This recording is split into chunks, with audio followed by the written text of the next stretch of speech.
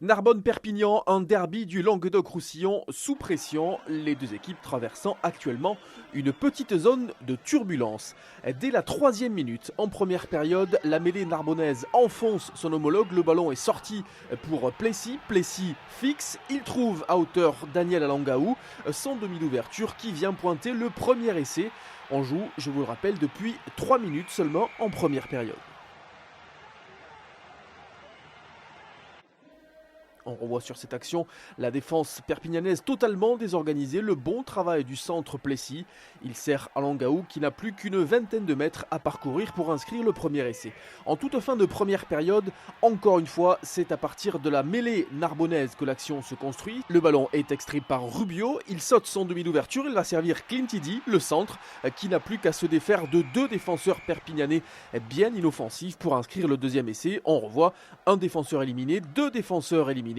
Pour Clint Idi, le centre qui pointe donc dans l'embut. Le score à la pause est de 15-0 en faveur de Narbonne. Au début de la seconde période, les Narbonnais continuent à pousser avec la charge des 3e lignes. Rubio écarte une nouvelle fois, il va servir Idi.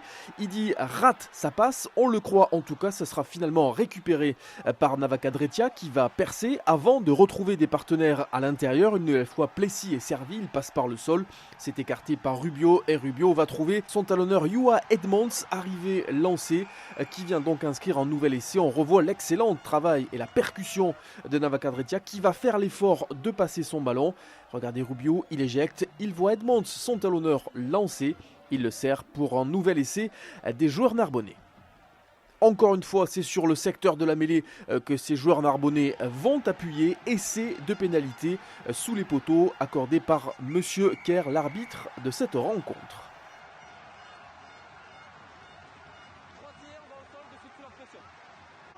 La mêlée, encore et toujours avec cette progression dans l'axe, le ballon est sorti pour Rubio, il va servir à Alangaou, Alangaou trouve Idi, un défenseur éliminé, 2, 3, 4, 5 défenseurs éliminés pour le centre Clint Idi qui vient signer son doublé. Vous allez revoir l'action d'Idi au ralenti, il efface 5 défenseurs avant d'aller inscrire son deuxième essai personnel sous les poteaux, il n'en croit pas ses yeux lui-même. Dans les toutes dernières minutes, les Narbonnais vont enfoncer le clou grâce une nouvelle fois à leur parquet d'avant. Quand ce n'est pas la mêlée, c'est la touche. Ils vont venir mourir dans l'embut grâce à Meafoua qui vient donc inscrire en 6e essai. On revoit cette action au ralenti avec la belle prise de balle des Narbonnais. L'organisation est impeccable et ce nouvel essai est donc inscrit en coin. Ça permet aux Narbonnais de mener à ce moment-là 41-3.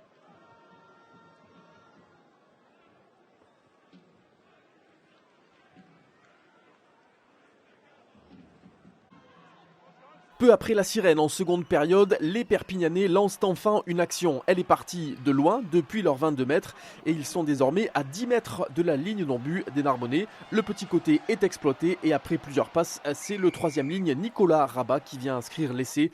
Essai qui ne sera pas transformé. Victoire finale très large de Narbonne, 41-8, avec naturellement le point de bonus offensif à la clé. Rien ne va plus à Perpignan.